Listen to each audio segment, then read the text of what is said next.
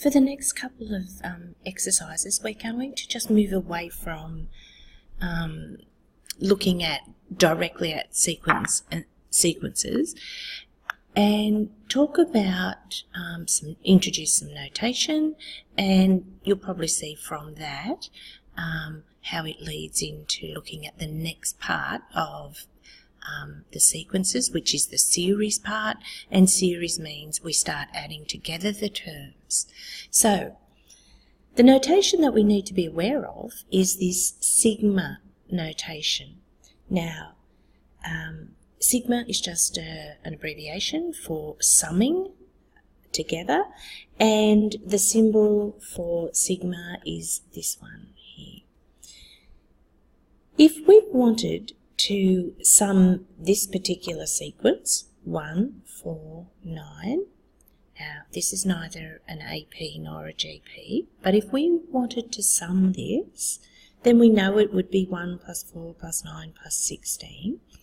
A shorthand way of writing that is shown here. We want the sum, n equals 1 to 4 of n squared. So you can see that these terms of the sequence are obtained by just squaring the position of the term. So 1 squared second term, 2 squared third term, 3 squared, etc. And like I said before, this is neither an AP nor a GP. So this way we write it here, this n squared, is not of the form for an AP, which we know is each term is a plus n minus 1 d, or in a GP we've got a times r to the n minus 1. So just be aware that we're not talking specifically APs and GPs. Now, it really just comes down to being able to interpret the sigma notation. So, by definition, sigma, n equals k to L of some set of terms, Tn, these terms. We start with Tk because n starts at k, and then we just add on 1. So it's k plus 1, k plus 2, k plus 3, all the way up until we get to whatever value L is. And don't assume, just because k and L,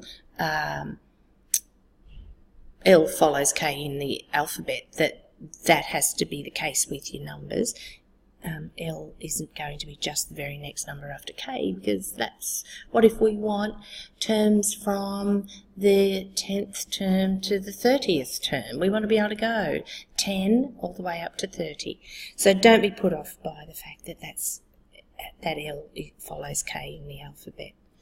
In the example, we want the sum of the terms starting where n is equal to 4 up to 6 of the terms created by taking 5 to the n minus 4. Just a few things about this. You know, we look here and we see that n is going from 4 to 6, and you could be misled to think that there will only be 2 terms from 4 to 6. No, from 4 to 6 is term 4, term 5 and term 6, which is actually 3 terms. I know that I was asked a question back in some of the very earlier exercises where you were asked for the number of terms there would be between, say, 200 and 500. And while we could work out the n values, and we always had to add on 1. So just be aware of that. And you can see it really simply here in this very easy example. So where do these numbers come from? Subbing n equal to 4 would get 5 to the 0. N equal to 5 5 minus 4 is 1. So it's 5 to the 1. And 5 squared, add them up, and you've got the sum of the 3 terms from n equals 4 to 6 of the pattern 5 to the n minus 4. There are partial sums of a sequence, which I suppose this is an example of.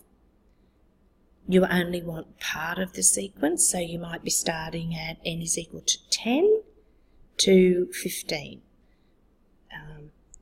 I think you will pick up on how to deal with those when you come across them. So there's just a few questions there to do out of 6G and H.